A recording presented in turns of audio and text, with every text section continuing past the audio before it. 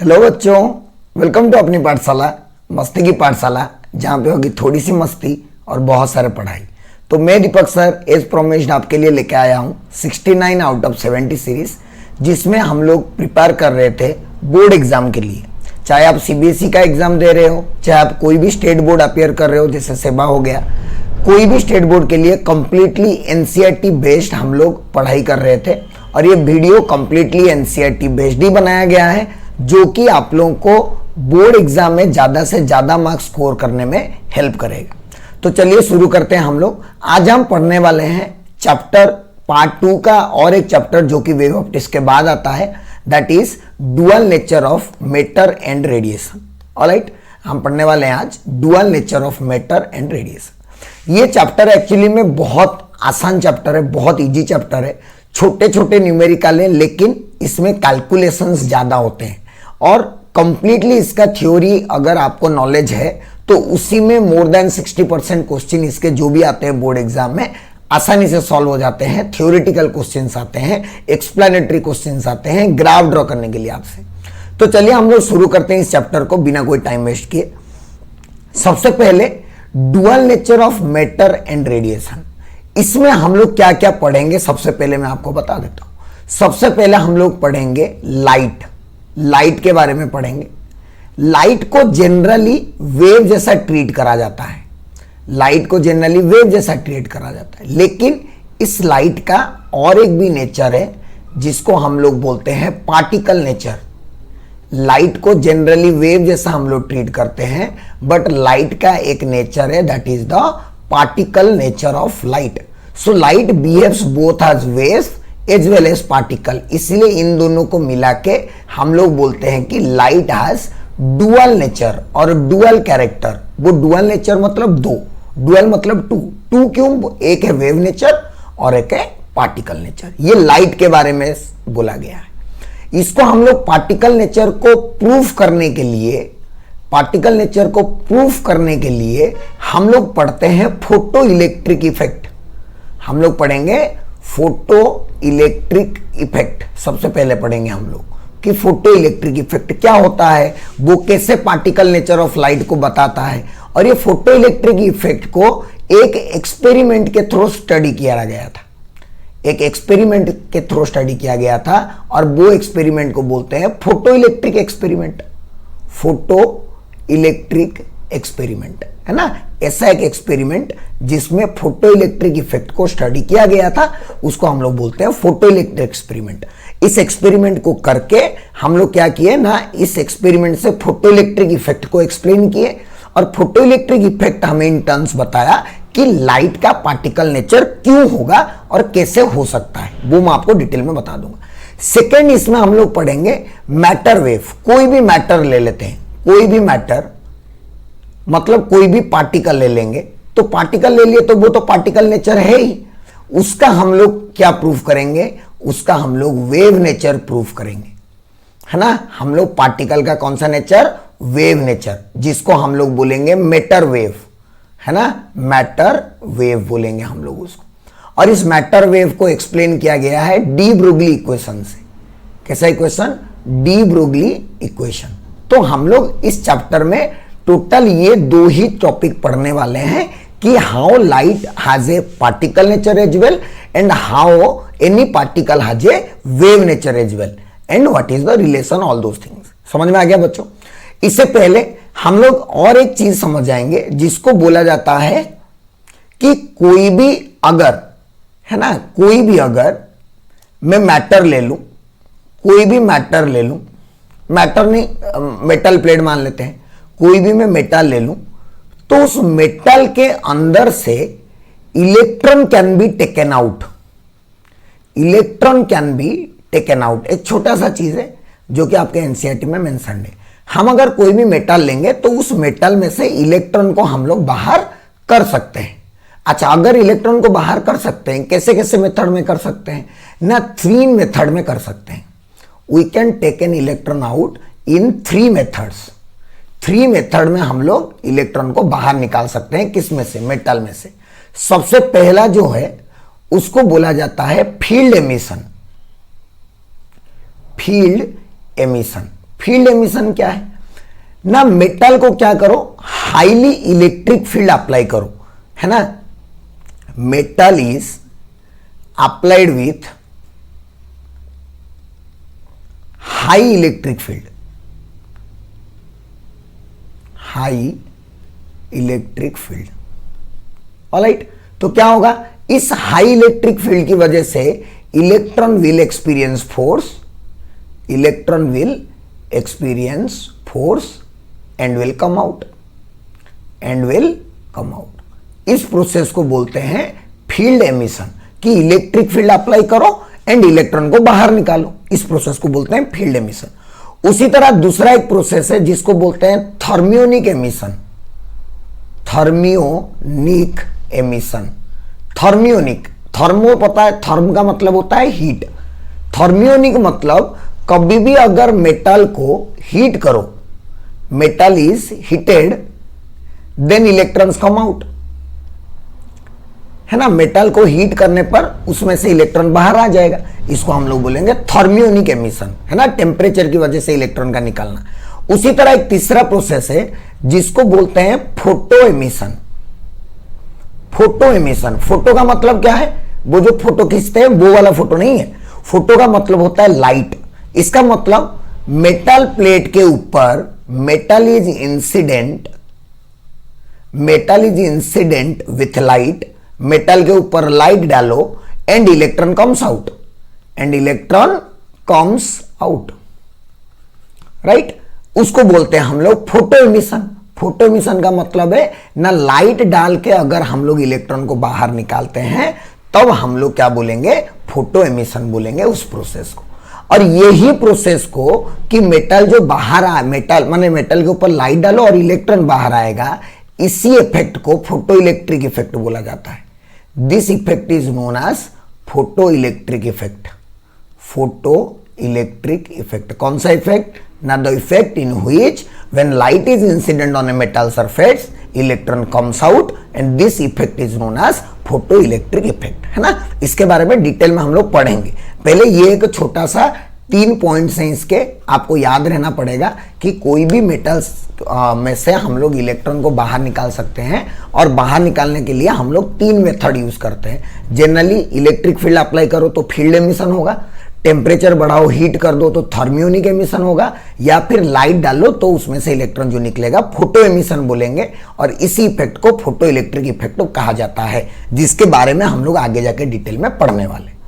Clear है बच्चों, इतना पूरी क्लैरिटी से याद रहना चाहिए क्या हो रहा है। उसके बाद हम लोग आगे पढ़ते हैं। हम लोग पढ़ने वाले हैं लाइट का पार्टिकल नेचर, राइट। हम लोग पढ़ने वाले हैं लाइट का पार्टिकल नेचर, उसके बाद हम लोग पढ़ेंगे पार्टिकल का वेव नेचर। तो लाइट का पार्टिकल नेचर क्या है ना, लाइट का पार्टिकल नेचर में सबसे जो पहला चीज आता है वो है फोटन, वो है फोटन। फोटन क्या है ना, बोला गया है कि light is made up of particles which are called as फोटन्स।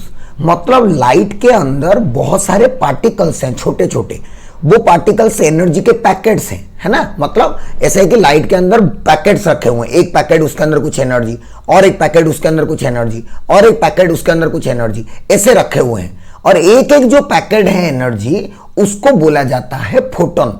तो indirectly photon is the particles of light बोल सकते हैं। तो what are photon, a packet or bundle of energy is called a photon. और वो जो मैं बोला कि ये एक पैकेट है, मतलब इसके अंदर कुछ एनर्जी पैक किया गया है। कितना एनर्जी पैक किया गया है उसके अंदर ना, उसके अंदर h इंटू न्यू और hc बाई लेमडा पैक किया गया है। यहां पे h पता है आपको, प्लैंक्स कांस्टेंट, और h का वैल्यू कितना होता है 6.626 into 10 to the power -34, right.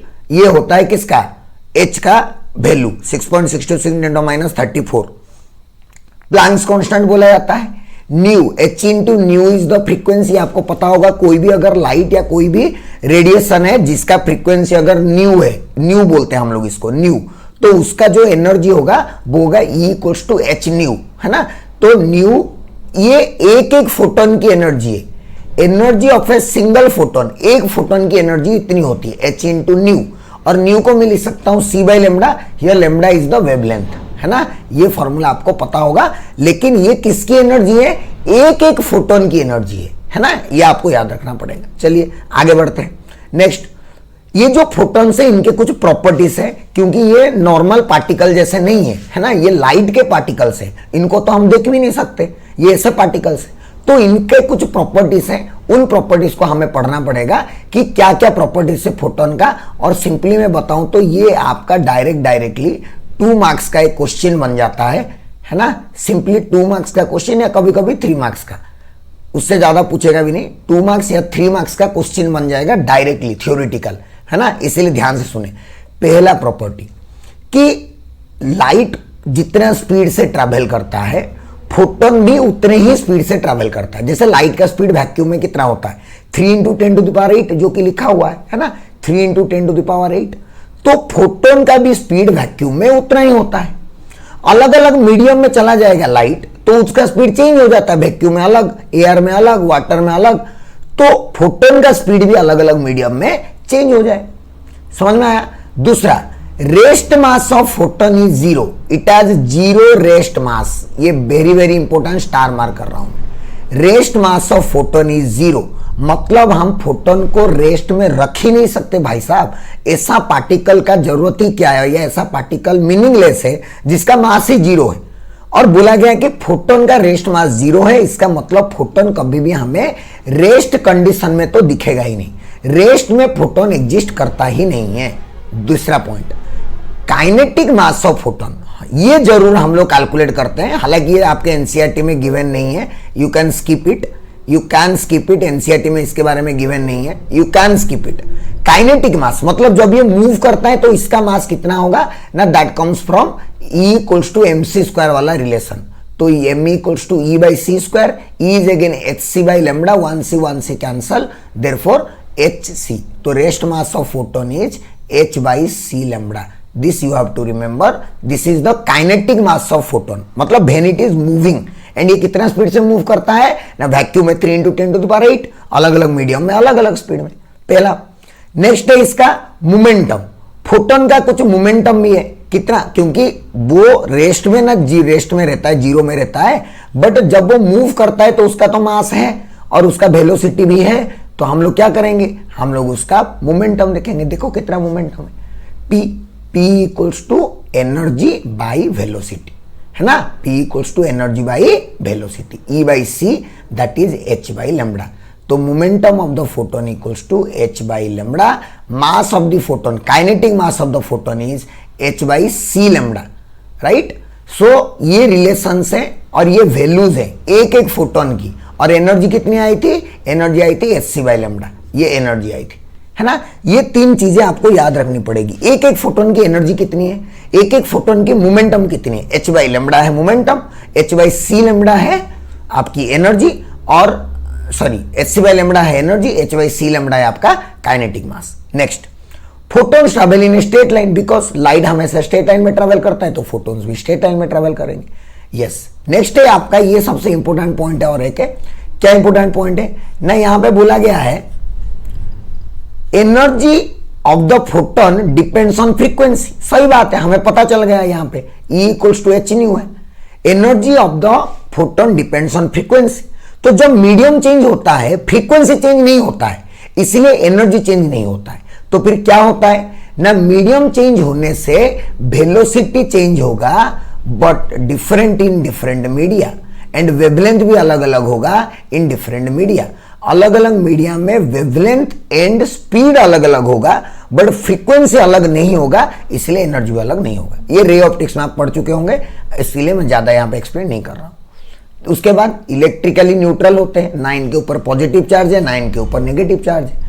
दूसरा, अगर पॉजिटिव चार्ज है ही नहीं, नेगेटिव चार्ज है ही नहीं, तो हम लोग अगर इलेक्ट्रिक फील्ड में छोड़ेंगे तो फोर्स नहीं लगेगा, मैग्नेटिक फील्ड में छोड़ेंगे तो भी फोर्स नहीं लगेगा। तो photons are not debated by electric and magnetic fields. ये थे फोटॉन्स प्रॉपर्टी ऑफ फोटोन कि फोटोन का क्या क्या प्रॉपर्टी है। समझ में आ गया? मैं एक बार रिवाइज करवा देता हूं। पहला प्रॉपर्टी क्या था कि फोटोन का रेस्ट मास 0 है, इसलिए ये एग्जिस्ट नहीं कर पाता है। वैक्यूम में 3 × 10⁸ में चलता है, अलग अलग मीडियम में स्पीड चेंज हो जाता है, वेवलेंथ भी चेंज हो जाता है, लेकिन फ्रीक्वेंसी चेंज नहीं होता है। अगर फ्रीक्वेंसी चेंज नहीं होता है तो एनर्जी भी चेंज नहीं होता है। उसके बाद एक एक की एनर्जी होता है hc/λ, एक एक की मोमेंटम होता है h बाई लेमड़ा, और एक एक की मास, काइनेटिक मास होता है मोशन करते टाइम, वो होता है h by C lambda, right. इतने पॉइंट्स। उसके बाद लास्ट में पता चला photons travel in straight line.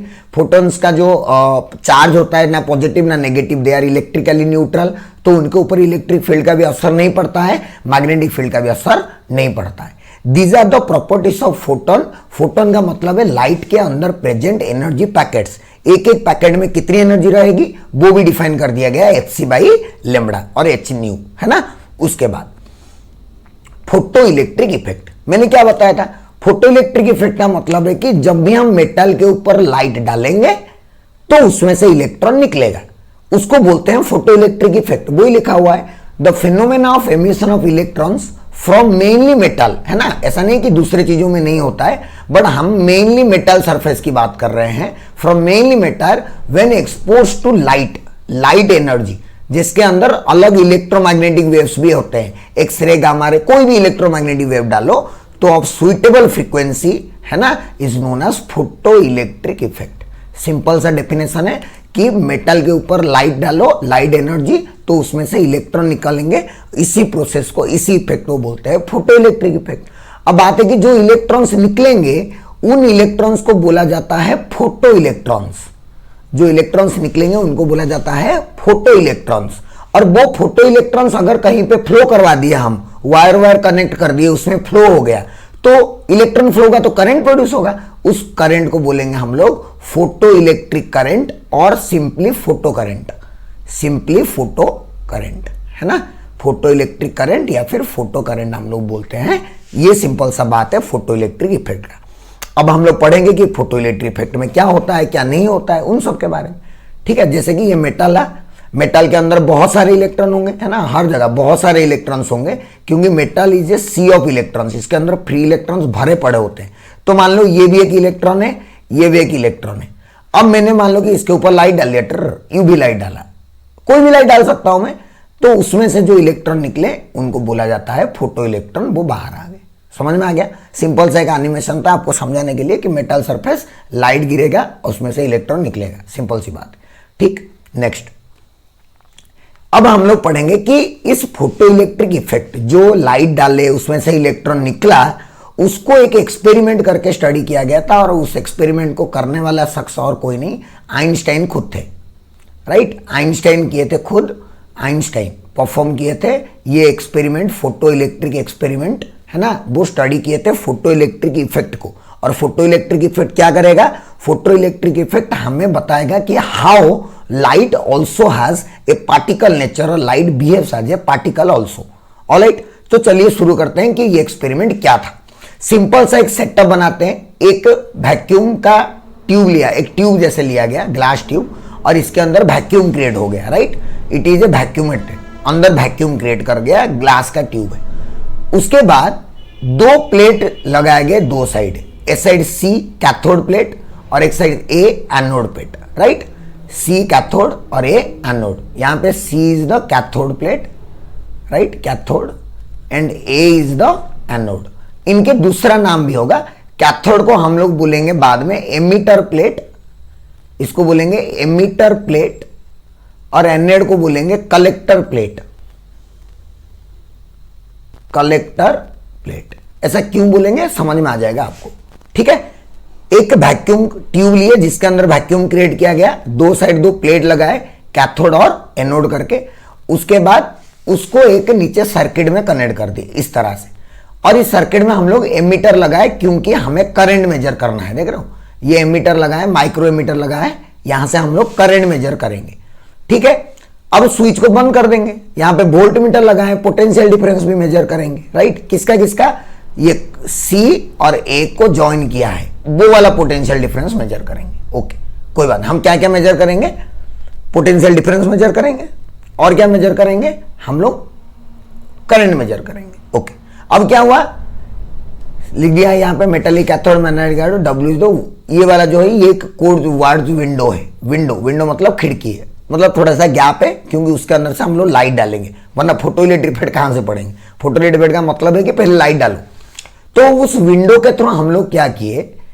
Window के थ्रू हम लोग लाइट डाले, है ना, विंडो के थ्रू हम लोग लाइट डाले, देखिए थोड़ा सा, लाइट डाले, लाइट गिरा, इलेक्ट्रॉन निकला, लाइट गिरा, इलेक्ट्रॉन निकला, लाइट गिरा, इलेक्ट्रॉन निकला, देख रहे हो। तो लाइट ऐसे गिरा तो इसके ऊपर इलेक्ट्रॉन निकला, और जो भी इलेक्ट्रॉन निकला वो सब इलेक्ट्रॉन ऐसे भागे होंगे, हालांकि कोई देखा नहीं होगा।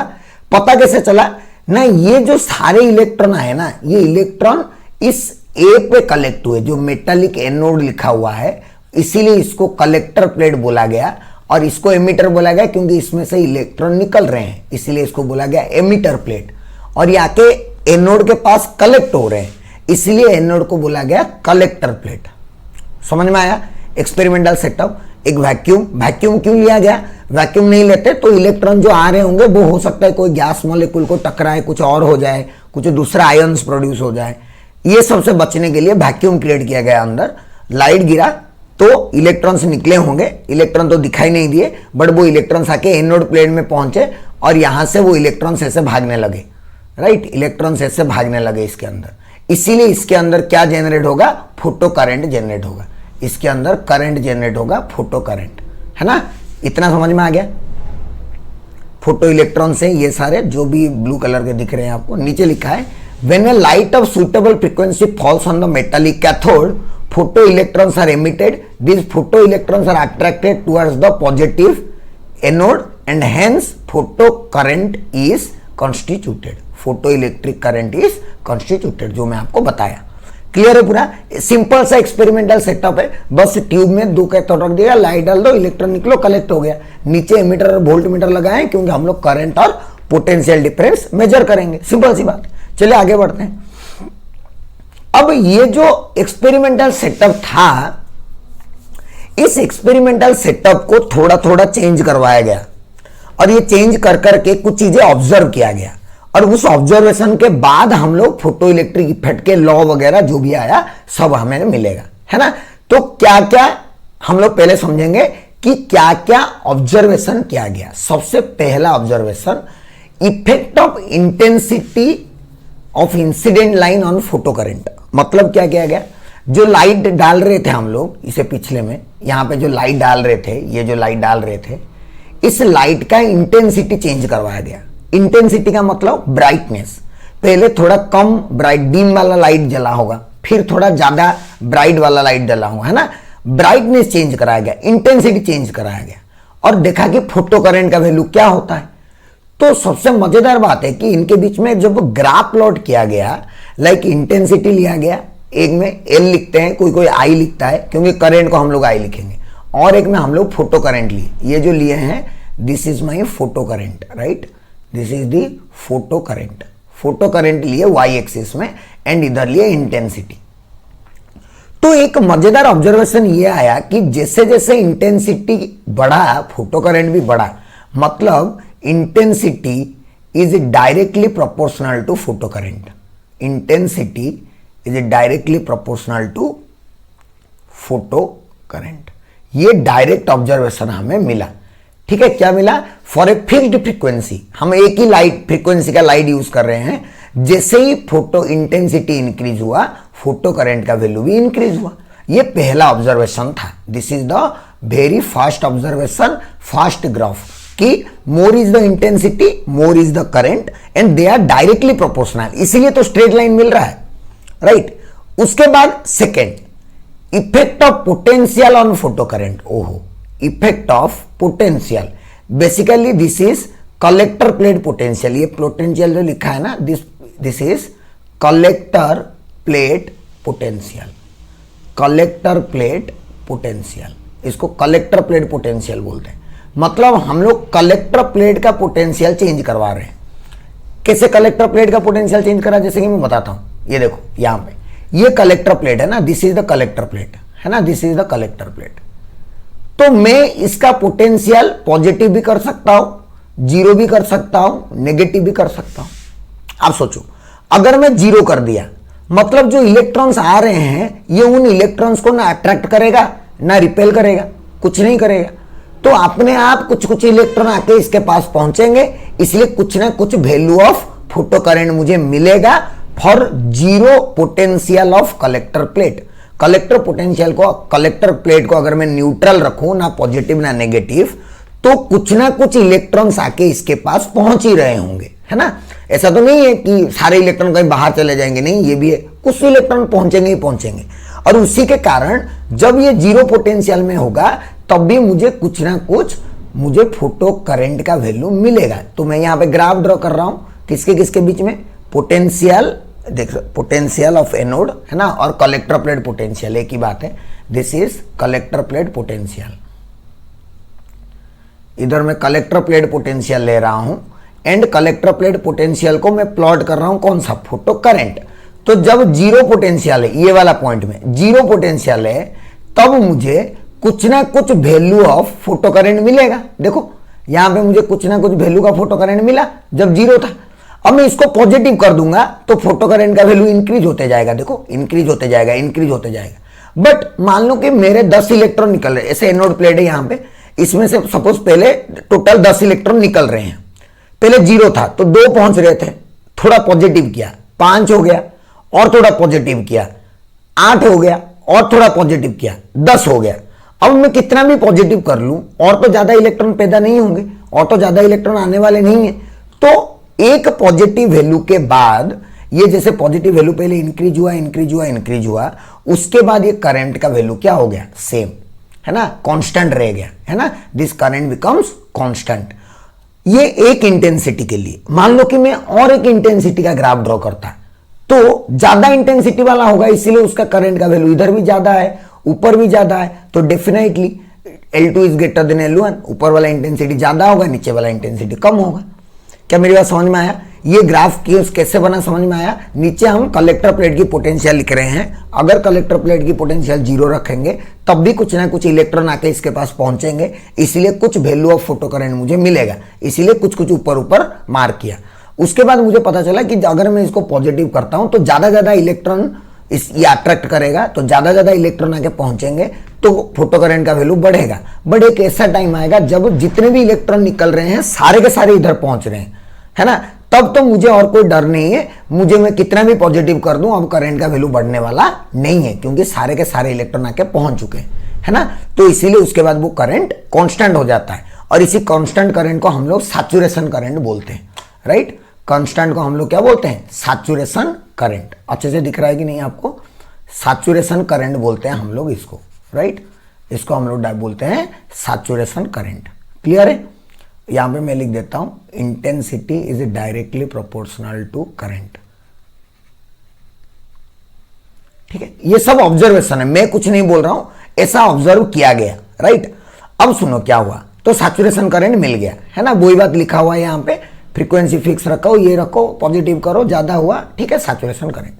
अब हम लोग क्या करेंगे, इस पोटेंशियल को नेगेटिव करेंगे, मतलब कलेक्टर प्लेट, इलेक्ट्रॉन आ रहा है, कलेक्टर प्लेट है, मैं कलेक्टर प्लेट को अभी नेगेटिव कर दूंगा, तो ये क्या करेगा, नहीं, ये इलेक्ट्रॉन्स को रिपेल करना स्टार्ट कर देगा, रिपेल करेगा, तो इलेक्ट्रॉन इसके पास कम कम आके पहुंचेंगे, तो मेरा फोटो करंट का वैल्यू कम होगा, और नेगेटिव और कम, और नेगेटिव और कम, इसे करते करते एक टाइम ऐसा आएगा इसका एक नेगेटिव पोटेंशियल के लिए एक भी इलेक्ट्रॉन आके इसके पास नहीं पहुंचेगा, तो फोटो करंट का वैल्यू क्या हो जाएगा, जीरो, करंट हमें दिखाई नहीं देगा। उस पोटेंशियल को हम लोग बोलेंगे स्टॉपिंग पोटेंशियल। जैसे ये वाला मैंने जैसे ही नेगेटिव किया तो इस नेगेटिव करने के कारण फोटो करंट का वैल्यू कम हुआ, एंड अल्टीमेटली एक पॉइंट में हमारा फोटो करंट का वैल्यू क्या हो गया, जीरो।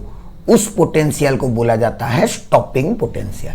समझ में आया? When the potential is decrease, current decreases but does not become zero at zero potential. Obviously negative कर दिए तो कम कम मिला, उसके बाद एक नेगेटिव पोटेंशियल के लिए photo electric becomes zero, photo current becomes zero at a particular value of negative potential, उसको हम लोग बोलते हैं स्टॉपिंग पोटेंशियल और कट ऑफ। ये लिखा नहीं है वैसे तुम्हारे बुक में, सिर्फ स्टॉपिंग पोटेंशियल है ना, उसको बोलते हैं हम लोग स्टॉपिंग पोटेंशियल। वो पोटेंशियल, वो negative potential of the collector plate जिसके लिए फोटो करंट का वैल्यू जीरो हो जाता है ना, या फिर एक भी इलेक्ट्रॉन आके पहुंचता नहीं है किसके पास, कलेक्टर प्लेट पे, उसको हम लोग बोलते हैं। तो ये हम लोग क्या कर रहे थे अभी ना, इंटेंसिटी चेंज कर रहे थे बट सेम फ्रीक्वेंसी रखे थे। तो इंटेंसिटी चेंज करने पर स्टॉपिंग पोटेंशियल में कोई फर्क ही नहीं पड़ा। अब देखो वही लिखा हुआ है, जैसे मैं इंटेंसिटी चेंज किया, मेरा सैचुरेशन करंट का वैल्यू चेंज हो गया। पहले सैचुरेशन करंट नीचे आता था, फिर थोड़ा ऊपर आ गया, बट मेरा जो स्टॉपिंग पोटेंशियल है ना इस साइड, वो चेंज नहीं हुआ।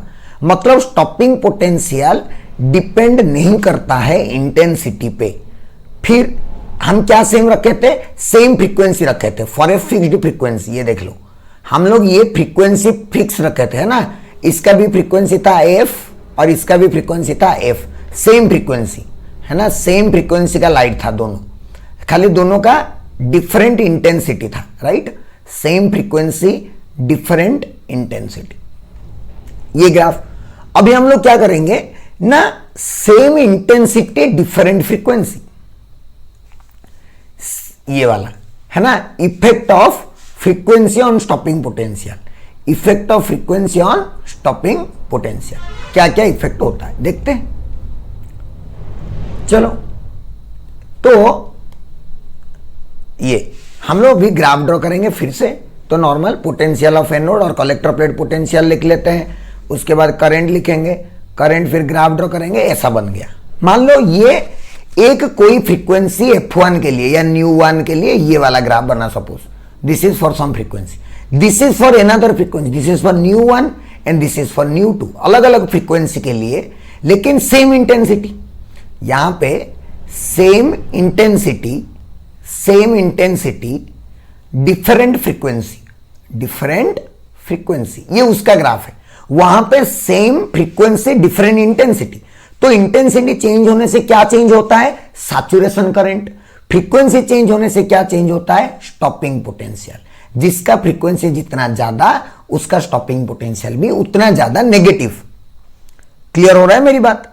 दो चीजों पे हम लोग फोकस कर रहे हैं, एक तो लाइट का इंटेंसिटी चेंज करने पर क्या चेंज हुआ, दूसरा लाइट का फ्रीक्वेंसी चेंज करने पर क्या चेंज हुआ। सबसे पहले पता चला कि intensity directly proportional to current, फिर पता चला कि इंटेंसिटी से करंट तो ठीक है, अलग अलग इंटेंसिटी में अलग अलग करंट आ गया, बट स्टॉपिंग पोटेंशियल अलग नहीं आया, सबका स्टॉपिंग पोटेंशियल सेम आया। तो फिर हम लोग फ्रीक्वेंसी को चेंज किए, तो इधर इंटेंसिटी को सेम रखे तो सेम सैचुरेशन करंट मिल गया, लेकिन फ्रीक्वेंसी अलग था इसलिए स्टॉपिंग पोटेंशियल भी अलग अलग आया। और ये फ्रीक्वेंसी में μ2 इज ग्रेटर देन μ1। क्लियर है, सैचुरेशन करंट ये सब पता है, इंटेंसिटी सब वही लिखा हुआ है, आपको समझ में आ गया होगा, है ना। However saturation current is same for different frequency of incident light. तो सैचुरेशन करंट कितना होगा, depends on intensity, stopping potential कितना होगा, डिपेंड्स ऑन फ्रीक्वेंसी। ये दो बातें आपको जहन में रहना चाहिए, दिमाग में रहना चाहिए, ठीक है।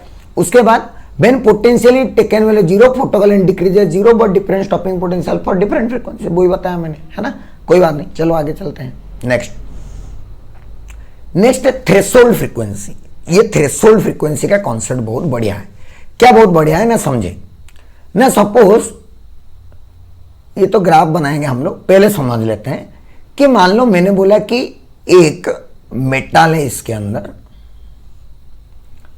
एक मेटल है ऐसे, है ना, बहुत सारे मेटल है, इसके अंदर बहुत सारे इलेक्ट्रॉन्स होंगे, बहुत सारे इलेक्ट्रॉन, हर जगह इलेक्ट्रॉन्स हैं, है ना।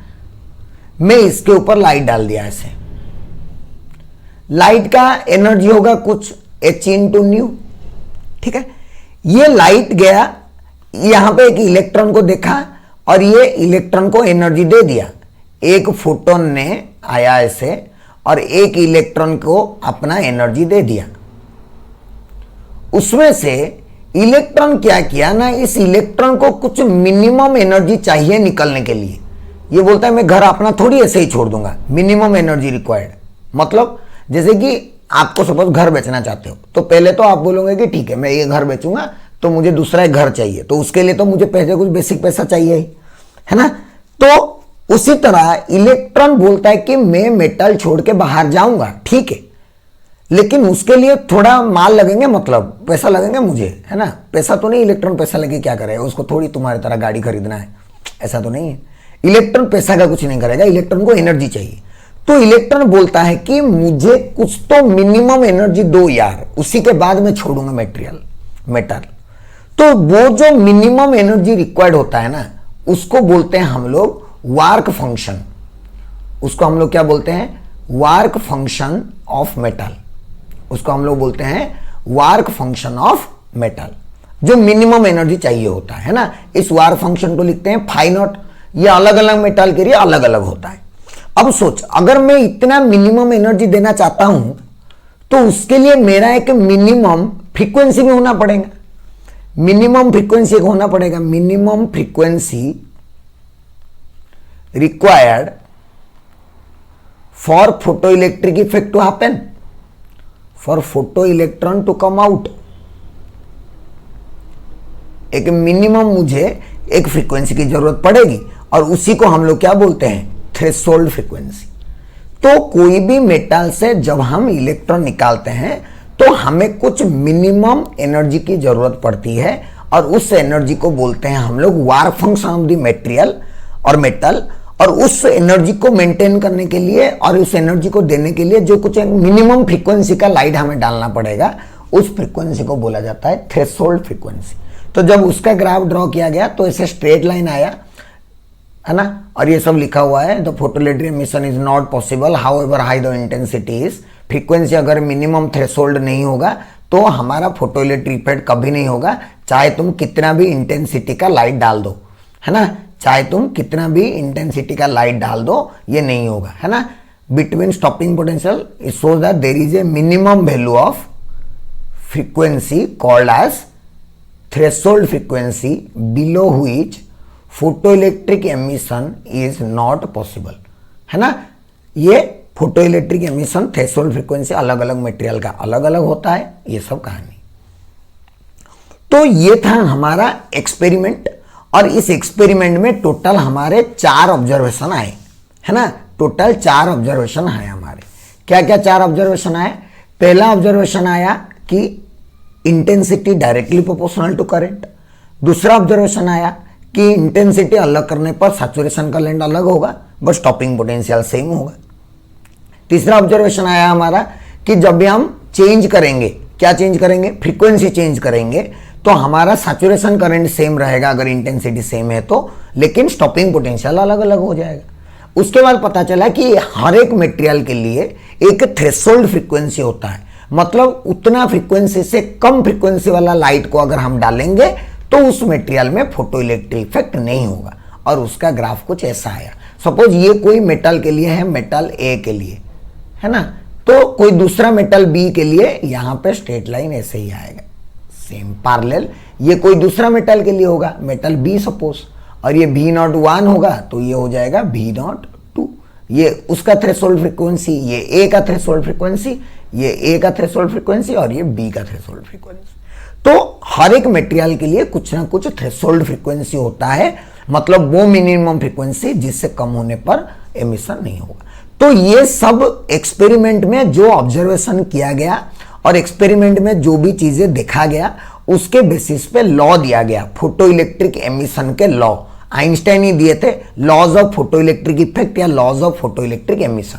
पहला लॉ क्या बोला जाता है, for a given substance there is a minimum value of frequency of incident light called as threshold frequency below which no photo electric emission is possible. अभी मैं वही बता रहा था, ये पहला चीज पता चला कि हर एक मटेरियल के लिए, एल्यूमिनियम लो उसके लिए अलग, आयरन लो उसके लिए अलग, गोल्ड लो उसके लिए अलग, हर किसी के लिए एक मिनिमम फ्रीक्वेंसी होता है जिससे कम फ्रीक्वेंसी का लाइट यूज करने पर उस मेटल से फोटो इलेक्ट्रिक एमिशन नहीं होगा, उसको उस मटेरियल का थ्रेशोल्ड फ्रीक्वेंसी बोला जाता है। पहला लॉ बता दिया गया। दूसरा लॉ बता गया नंबर ऑफ फोटो इलेक्ट्रॉन्स, ये बहुत इंपॉर्टेंट पॉइंट है, number of photo electrons emitted per second, that is the photo electric current, है ना। फोटो इलेक्ट्रिक करंट मतलब वही charge per second, is directly proportional to intensity and frequency is above the threshold frequency. मतलब हमारा frequency अगर greater than new not हुआ तभी जाके फोटो इलेक्ट्रिक इफेक्ट होगा, है ना। Photo electric emission takes place, emission will happen, है ना। और उसके बाद जो इंटेंसिटी होगा डायरेक्टली प्रोपोर्शनल टू करंट होगा, intensity directly proportional to current, simple सी बात। Next, the maximum kinetic of the photo electrons is directly proportional to the frequency provided the frequency is given, no. मतलब ऐसे समझो कि अगर मैं इस मेटल था, मेटल के अंदर मैं लाइट डाल दिया, तो यहां से जो इलेक्ट्रॉन, जैसे कि मैं लाइट डाला 10 का, सपोज उसके पास एनर्जी था 10 जूल, ये बोल रहा है कि मेरा वर्क फंक्शन 3 जूल का है, मतलब 10 में से 3 जूल ये खर्चा कर दिया सिर्फ निकलने के लिए, बाकी जो भी बचा ये अपने साथ लेकर जाएगा। अब मैं जितना भी ज्यादा डालूं, 10 डालूं, 15 डालूं, 20 डालूं, ये तो खर्चा 3 करेगा ना निकलने के लिए, तो बाकी इसके पास जितना बचेगा वो अपने साथ काइनेटिक एनर्जी करके लेके जाएगा। मतलब कितना काइनेटिक एनर्जी अपने साथ लेके जाएगा वो डिपेंड करता है कि मैं कितना ज्यादा डाल रहा हूं। यहां पे वो ही बोल रहा है the maximum kinetic energy of the photo electron is directly proportional to the frequency, provided कि फ्रीक्वेंसी थ्रेशोल्ड से ज्यादा होना चाहिए, नहीं तो फोटो इलेक्ट्रिक इफेक्ट ही नहीं होगा, है ना। Next point, the maximum kinetic energy of photo electron is independent of the intensity. क्यों? वही तो स्टॉपिंग पोटेंशियल है कि जो जितना इलेक्ट्रॉन लेके जाएगा, जितना ज्यादा एनर्जी के साथ जाएगा उसको रोकना उतना मुश्किल है, तो जितना ज्यादा फ्रीक्वेंसी डालेंगे उतना ज्यादा काइनेटिक एनर्जी के साथ जाएगा, उसका स्टॉपिंग पोटेंशियल उतना ज्यादा होगा, उसको रोकने के लिए उतना ज्यादा नेगेटिव पोटेंशियल चाहिए। लेकिन इंटेंसिटी से इस बात पे फर्क नहीं पड़ता है, तो stopping potential is directly related to the kinetic energy of the electrons. थोड़ा थोड़ा पिक्चर क्लियर हो रहा है। मेटल है, मेटल का कुछ वर्क फंक्शन है, मतलब उसके अंदर इलेक्ट्रॉन निकालने के लिए कुछ मिनिमम एनर्जी देना है। अब एक फोटोन डाल रहे हो तुम लोग, फोटोन मतलब लाइट डाल रहे हो, लाइट का एनर्जी होता है कुछ, मान लो जो भी एनर्जी कुछ होता है E = h/nu, उस h/nu में से ये फाइनोड एनर्जी यूज करता है इलेक्ट्रॉन बाहर सिर्फ निकलने के लिए। अब जो भी बचता है वो उसको अपने साथ लेके निकलता है in terms of kinetic energy. अब जो जितना ज्यादा एनर्जी गिरा होगा उतना ज्यादा काइनेटिक एनर्जी लेके निकलेगा, क्योंकि कितना निकलने के लिए खर्चा होगा वो फिक्स्ड है। अब जो जितना ज्यादा काइनेटिक एनर्जी लेके निकलेगा उसको रोकने भी उतना मुश्किल होगा, तो उसका स्टॉपिंग पोटेंशियल भी उतना ज्यादा होगा। लेकिन इंटेंसिटी चेंज करने पर ये फ्रीक्वेंसी तो चेंज हुआ नहीं, फ्रीक्वेंसी चेंज नहीं हुआ तो एनर्जी चेंज नहीं हुआ, इसीलिए हमारा स्टॉपिंग पोटेंशियल पे फर्क नहीं पड़ेगा अगर हम इंटेंसिटी चेंज करते हैं तो। यहां पे वही बात बोला जा रहा है। Next, photo electric effect is instantaneous. ये सबसे इंपॉर्टेंट बात है कि जैसे ही लाइट गिरा वैसे ही इलेक्ट्रॉन निकल गया, उनके बीच में कोई टाइम गैप नहीं था। ठीक है, ये 5 पॉइंट आपको एज इट इज याद होने चाहिए। These are the laws of photo electric emission. और एक पॉइंट में बता दिया हूं आपको ऑलरेडी कि एक इलेक्ट्रॉन एक फोटोन हमेशा एक ही इलेक्ट्रॉन के साथ इंटरेक्शन करता है और एक इलेक्ट्रॉन हमेशा एक ही फोटोन से एनर्जी लेती है। ऐसा नहीं कि एक फोटोन आया 2 इलेक्ट्रॉन को एनर्जी दे देगा, या एक इलेक्ट्रॉन पहले एक से ले लेगा फिर दूसरे से ले लेगा, ऐसा नहीं है। एक इलेक्ट्रॉन एक ही फोटोन से एनर्जी लेगा, उसको चाहे उसके लिए मतलब वो उसके साथ जा भी सकता है, नहीं भी जा सकता है, कुछ भी हो सकता है, but this is a 1-to-1 interaction. मतलब 1 photon interacts with 1 electron only, ऐसा नहीं है कि उल्टा भी नहीं है। समझ में आ रहा है मेरी बात? तो ये 5 पॉइंट है, 6 पॉइंट है जो कि laws of photo electric emission है ना। पहला पॉइंट बताया गया वही ऑब्जर्वेशन के थ्रू कि intensity is directly proportional, there is a threshold frequency, जिससे कम फ्रीक्वेंसी वाले लाइट के वजह से फोटो इलेक्ट्रिक इफेक्ट नहीं होगा। दूसरा में बोला गया कि photo current is directly proportional to intensity. तीसरा में बोला गया कि कितना काइनेटिक एनर्जी होगा वो डिपेंड करता है फ्रीक्वेंसी के ऊपर और डायरेक्टली प्रोपोर्शनल टू फ्रीक्वेंसी। उसके बाद बोला गया कि कितना काइनेटिक एनर्जी होगा वो इंटेंसिटी पे डिपेंड नहीं करता है। उसके बाद बोला गया कि photo electric effect is instantaneous process, जैसे ही लाइट गिरता है वैसे ही तुरंत इलेक्ट्रॉन निकल जाता है, no time gap between them. और लास्ट में बोला गया कि this is a 1-to-1 interaction process, 1 photon interacts with 1 electron only, और कोई उपाय इधर उधर का नहीं है। क्लियर है? पूरा समझ में आ गया laws of photo electric emission. उसके बाद ये सब बेसिस पे हम लोगों को एक इक्वेशन दिया गया जिसको बुलाता है फोटो इलेक्ट्रिक इक्वेशन। सिंपल सा एक इक्वेशन है। सोच लो कि एक मेटल है, उसके ऊपर हम लोग लाइट डाले h/nu, एक फोटोन का एनर्जी था h/nu। अब h/nu लाइट गिरा, उसमें से फाइनोड एनर्जी मतलब phi naught is the work function, metal use कर लेगा और इलेक्ट्रॉन यूज कर लेगा सिर्फ बाहर निकलने के लिए। तो तुम लोग एनर्जी डाले h/nu, जिसमें से work function phi equals to h into nu naught. यहाँ पे न्यू नॉट जो है वो है थ्रेशोल्ड फ्रीक्वेंसी, है ना। थ्रेशोल्ड फ्रीक्वेंसी मतलब इतना मिनिमम फ्रीक्वेंसी में इतना मिनिमम एनर्जी बन जाएगा तो इलेक्ट्रॉन बाहर निकल सकता है। तो तुम डाले h/nu, उसमें से h/nu नॉट खर्चा हो गया, बाकी जो बचा वो इलेक्ट्रॉन के साथ उसका काइनेटिक एनर्जी बन के आएगा, दैट इज हम भी मैक्स का स्क्वायर। मैक्स क्यों लिखते हैं थोड़ी देर में पता चल जाएगा, लेकिन सिंपल सा इक्वेशन है कि एच न्यू डाला, अंदर यूज हो गया फाई नॉट या फिर एच न्यू नॉट, बाकी जो बचा that will come out as kinetic energy of the electron. तो हमारा सिंपल ऐसे मेटल था, फोटोन गिरा, इलेक्ट्रॉन निकला विथ फोटो इलेक्ट्रॉन से निकला, है ना। देखो इधर एच न्यू आया, उसमें से एच न्यू नॉट यूज हो गया, बाकी जो बचा that comes out as half M V max का स्क्वायर। इसको मैक्सिमम काइनेटिक एनर्जी बोला जाता है। मैक्सिमम काइनेटिक एनर्जी क्यों बोला जाता है ना, electron can have energy less than maximum kinetic energy. मतलब जो भी इलेक्ट्रॉन्स निकलेंगे सबके सब एग्जैक्टली उतना ही एनर्जी लेके निकलेंगे, ऐसा तो कोई गारंटी नहीं है। हो सकता है वो आते टाइम रास्ते में कुछ एनर्जी उनका लॉस हो जाए। तो जो मैक्सिमम सबसे ज्यादा एनर्जी लेके निकलने वाला पॉसिबल इलेक्ट्रॉन है ना, वो इतना ही है। तो कितना डाले हम लोग डाले एच न्यू डाले, जिसमें से कुछ यूज हुआ, फाइन अंदर यूज हुआ, बाकी ऐसे निकला। तो हम लोग इसको कैसे निकाल सकते हैं, ऐसे। This is the photo electric equation, this is the photo electric equation कि मैंने एच न्यू डाला और एच न्यू में से ऐसे एच न्यू डाला, उसमें से एच न्यू नॉट अंदर यूज हो गया, बाकी जो भी बता that comes out as the maximum kinetic energy of the electron. So this is known as the photo electric equation, है ना। This is known as the photo electric equation and this was given by Einstein. अब यही एक ही equation है इस पूरे chapter में, और इसी मतलब फोटो इलेक्ट्रिक इफेक्ट में इसी इक्वेशन को यूज करके हम लोग बाकी सारे प्रॉब्लम भी सॉल्व कर लेते हैं, है ना। जैसे कि मैं यहां पे आपको एक बात बताता हूं, सपोज में जो स्टॉपिंग पोटेंशियल कैलकुलेशन करते हैं, स्टॉपिंग पोटेंशियल क्या था ना, वो पोटेंशियल जो कि इलेक्ट्रॉन्स को स्टॉप कर दे। इलेक्ट्रॉन्स को स्टॉप कर दे मतलब जितना भी मैक्सिमम काइनेटिक एनर्जी था वो किस में कन्वर्ट हो जाएगा, पोटेंशियल एनर्जी में। पोटेंशियल एनर्जी का फॉर्मूला क्या होता है, चार्ज इंटू पोटेंशियल। चार्ज मतलब electron into potential is V naught, जो भी स्टॉपिंग पोटेंशियल या वी एस डाल देता है, V S is the stopping potential. इधर के मैक्स का वैल्यू कितना है, H nu minus H nu naught. This implies stopping potential calculate करने का फॉर्मूला क्या हो गया, H by E whole into new minus nu naught. This is the formula to calculate the stopping potential. This is the formula to calculate the stopping potential, because stopping potential means वो potential जो कि electron को stop कर दे।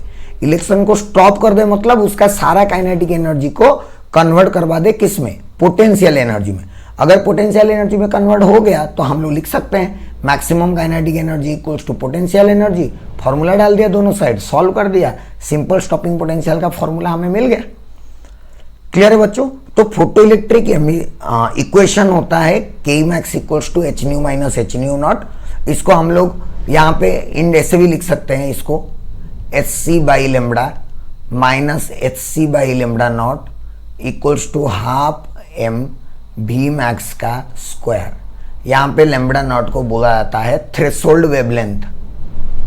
Threshold wavelength ऐसे भी लिख सकते हैं हम लोग, है ना। मतलब ये वो वेवलेंथ है जिसके बाद फोटो मतलब जिसके बिना फोटो इलेक्ट्रिक एमिशन नहीं होगा। इससे ज़्यादा होने से होगा, इससे कम होने से होगा, इससे ज़्यादा होने से नहीं होगा, है ना। फ्रीक्वेंसी का उल्टा। इतना ज़्यादा पूछने की जरूरत नहीं है आपको। स्टॉपिंग पोटेंशियल का डेफिनेशन, स्टॉपिंग पोटेंशियल कैलकुलेशन करने का फॉर्मूला सब कुछ याद होनी चाहिए। अब हम लोग फोटो इलेक्ट्रिक इफेक्ट क्या है पूरा पढ़ चुके हैं, फोटो इलेक्ट्रिक इफेक्ट से रिलेटेड एक्सपेरिमेंट पढ़ चुके हैं। अब इसमें एक सवाल आता है कि सर ये सब बातें जो आप बताएं इसमें पार्टिकल नेचर कहाँ पे आता है ना। यहाँ पे तो पार्टिकल नेचर आया ही नहीं। मैं बताता हूँ पार्टिकल नेचर कहाँ से आता है। पार्टिकल नेचर इसमें आता है how photo electric effect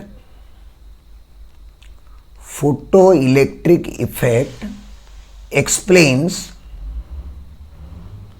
particle nature of light. Particle nature of light.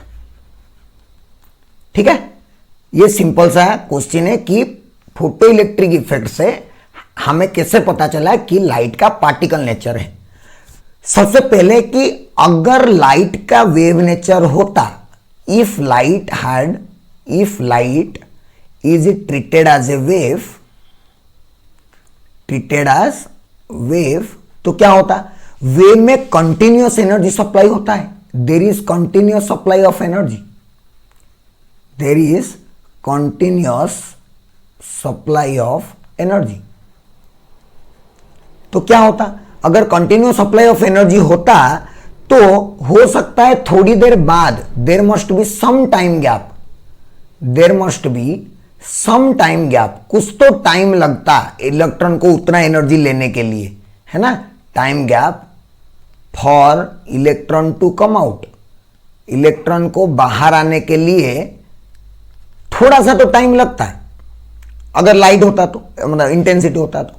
नहीं तो दूसरा पॉइंट, अगर वेव होता, वेव में इंटेंसिटी इंक्रीज करने का मतलब है बाय चेंजिंग इंटेंसिटी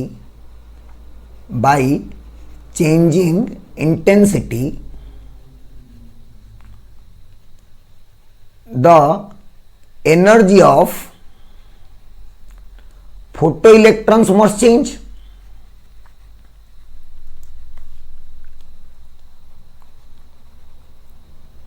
ये दो चीज होता अगर लाइट वेव होता तो।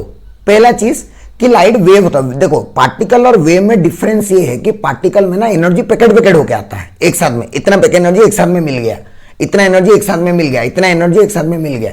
लेकिन वेव में ऐसा नहीं होता है, वेव में कॉन्टिन्यूअस एनर्जी सप्लाई होता है, नदी में जैसे पानी आता है ना उसी तरह कॉन्टिन्यूअस एनर्जी सप्लाई। तो कॉन्टिन्यूअस एनर्जी सप्लाई से क्या होता है, मान लो कि मैं इलेक्ट्रॉन हूं, मुझे बाहर जाने के लिए 3 जूल चाहिए, ठीक है। तो वेव अगर हो रहा है, पहले आ रहा है धीरे धीरे आ रहा है 0.1, फिर 0.2, 0.3, तो ऐसा होता है 3 जूल मुझे मिलने के लिए कुछ टाइम लगता। दूसरी बात, वेव में इंटेंसिटी बढ़ाने का मतलब है कि कितना लाइट आ रहा है, कितना एनर्जी आ रहा है ना, उसको बढ़ा दो, तो इंटेंसिटी बढ़ा दिया। इसका मतलब क्या है, पहले मेरे पास 0.1, 0.2, 0.3 जो आ रहा था, अब 0.5, 0.6, 0.7 ऐसे होगा। तो हो सकता है कुछ देर बाद मेरा मतलब फोटो इलेक्ट्रॉन बाहर आ जाए, बट ऐसा नहीं होता है ना, ऐसा नहीं होता है। इंटेंसिटी से एनर्जी ऑफ फोटोन का फर्क नहीं पड़ता है, सॉरी एनर्जी ऑफ फोटोन का फर्क नहीं पड़ता है, और एनर्जी ऑफ इलेक्ट्रॉन्स का भी फर्क नहीं पड़ता है। और इलेक्ट्रॉन को बाहर आने के लिए टाइम ही नहीं लगता है। क्यों? क्योंकि वो एक फोटोन के साथ इंटरेक्ट करता है और उसका एनर्जी पूरा का पूरा ले लेता है। अगर वेव होता तो टाइम जरूर लगता। ये दोनों रीजन की वजह से, but it is not so that source light has particle nature. Simple सी बात है एंड सिंपल एक्सप्लेनेशन। क्लैरिटी है, पूरा अच्छे समझ में आ गया। चलते हैं नेक्स्ट है हमारा कुछ क्वेश्चंस जो कि एनसीईआरटी के हैं क्वेश्चंस, ये मेरे क्वेश्चंस नहीं है ना, ये एनसीईआरटी के क्वेश्चंस है, तो मैं आपको अच्छे से बता दूं। ये एनसीईआरटी का क्वेश्चन नंबर 11.1, ठीक है। मोनोक्रोमेटिक मतलब single wavelength, light of frequency this, मतलब फ्रीक्वेंसी दे दिया है directly, frequency is given 6 × 10⁻14 hertz, okay, is produced by a laser, the power emitted is, power given है, पावर कितना गिवन है ना, 2 × 10⁻³ वाट, ठीक है। इसका मतलब है कि 2 × 10⁻³ जूल पर सेकेंड, एक सेकेंड में इतना joule. What is the energy of a photon, energy of photon क्या था फॉर्मूला, अभी तो पढ़े थे, सिंपल सी बात है। Energy of photon E = h × new, h is 6.626 × 10⁻34 in SI units and new is 6 × 10⁻14, है ना, इतना। इसको सॉल्व कर दो, जो भी आंसर आएगा that much joule. This is the, जो भी आंसर आएगा मुझे नहीं पता, आप खुद कर सकते हो ना, जितना आएगा आंसर उस मच उतना जूल, ठीक है। दूसरी बात बोल रहा है how many photons per second, number of photons per second, मतलब सोचो एक फोटोन का एनर्जी इतना है और एक सेकेंड में कितना जूल आता है पावर, दैट इज 2 × 10⁻13 जूल। तो देयरफॉर नंबर ऑफ फोटॉन्स कैसे आएगा, नंबर ऑफ फोटॉन्स, एक फोटोन का इतना होता है, तो that will be 2 into 10 to the power -3, sorry -13 लिख दिया, ये दिस इज -3 बाई एक एक फोटोन की एनर्जी ई, एक एक फोटोन की एनर्जी डिवाइड कर देंगे तो number of photons per second आ जाएगा। सिंपल सी बात है ना। एक एक फोटोन, अरे ये तो वही बात हो गई ना कि 10 रुपए में एक, 2 रुपए में मतलब 5 रुपए में 2 चॉकलेट, तो बताओ 20 रुपए में कितने चॉकलेट, वैसे वाली बात हो गया कि एक एक फोटोन की एनर्जी इतनी जूल है, तो बताओ इतना जूल में कितने फोटोन्स हैं। सिंपल डिवाइड कर दो, एक सेकंड में उतने फोटोन्स आ रहे होंगे, उतना जूल एनर्जी आ रहा है। तो बहुत सिंपल सा न्यूमेरिकल है, बहुत सिंपल वाले न्यूमेरिकल ही आते हैं इस चैप्टर से। नेक्स्ट वाला एनसीईआरटी का ही है, this is also NCERT example number 2 है ना, NCERT 11.2। The work function of caesium is 2.14 electron volt, मतलब फाइव नॉट गिवन है ना, 2.14 electron volt. Find the threshold frequency for caesium, हमें फाइंड करना है थ्रेशोल्ड फ्रीक्वेंसी न्यू नॉट, है ना।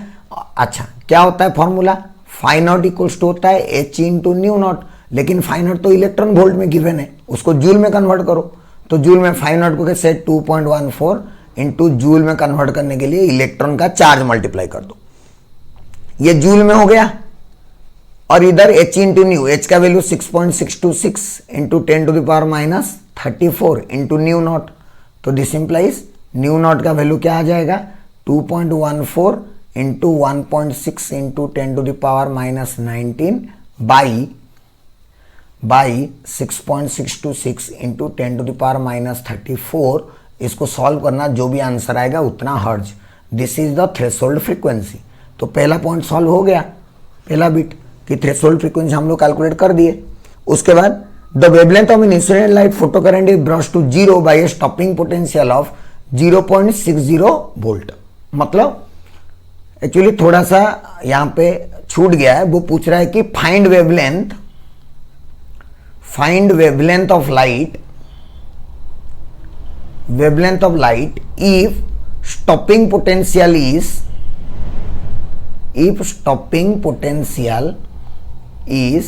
0.60 वोल्ट, है ना। वो सिंपली बोल रहा है कि लेमडा का वैल्यू फाइंड आउट करो। अगर मैं आपको फॉर्मूला बता देता हूं, स्टॉपिंग पोटेंशियल का फॉर्मूला क्या था, Vs equals to h/e nu minus nu naught, right. Nu naught तो ऑलरेडी पता है ना, h/e, तो इधर डाल दो h/e, न्यू को लिख दो c/λ माइनस न्यू नॉट तो ऑलरेडी निकाल चुके हो इधर, और इसमें से क्या करो, लेमडा को फाइंड करो। सिंपल फॉर्मूला बेस्ड न्यूमेरिकल है, इसीलिए मुझे सॉल्व कराने की जरूरत ही नहीं है, आप आराम से समझ सकते हो कि कैसे फाइंड आउट करना है। आंसर आ जाएगा आपका, सिंपली आप इस फॉर्मूला से फाइंड आउट कर सकते हो। न्यू नॉट गिवन है, एच पता है, ई का वैल्यू पता है, सब कुछ पता है क्या है इसमें, है ना। हम लोग आराम से कैलकुलेट कर सकते हैं। इसको कैलकुलेट करने का एक सिंपल तरीका भी है, वो एंट्रेंस में जरूरत पड़ता है, बट बोर्ड में पूछेगा तो आपको ऐसे ही करना पड़ेगा। तो ये कंप्लीटली हमारा हो गया all about photo electric effect. हालांकि चैप्टर कंप्लीट हुआ नहीं है, ये और चैप्टर का एक सेकेंड वाला पार्ट है जिसको हम लोग मेटर वेव बोलते हैं, है ना, मतलब wave nature of the particles, उसको भी हम लोग करेंगे। लेकिन इस वीडियो को मैं और ज्यादा लंबा नहीं कर रहा हूं, इसमें सिर्फ और सिर्फ फोटो इलेक्ट्रिक इफेक्ट ही इंक्लूड किया गया है, और मोस्टली क्वेश्चन इसी फोटो इलेक्ट्रिक इफेक्ट से ही आता है। तो आप सारा का सारा लेक्चर को और एक बार रिवाइज करिए। ऐसे फॉर्मूला बेस्ड न्यूमेरिकल आएगा, बट इसमें आपको कैलकुलेशन में ध्यान देना है, इस बात को भूलिए मत। बाकी अगर आप अभी तक हमारे चैनल को सब्सक्राइब नहीं किए हैं तो सब्सक्राइब करिए, लाइक करिए और शेयर करिए अपने दोस्तों के साथ, जिनसे वो लोग भी जिनसे कारण बहुत अच्छे से पढ़ाई कर सकते हैं। और हमारा मकसद ही वही है, ज़्यादा से ज़्यादा बच्चों को फ्री में पढ़ाना और सबके पास अच्छा कंटेंट पहुंचाना। तो यही बस आपसे विश करूंगा मैं, और कुछ नहीं। तो इसी के साथ हम आज के क्लास को ख़त्म करते हैं, फिर मिलेंगे अगले वीडियो में। तो तब तक आप घर पे रहिए, पढ़ाई करते रहिए। Thank you so much.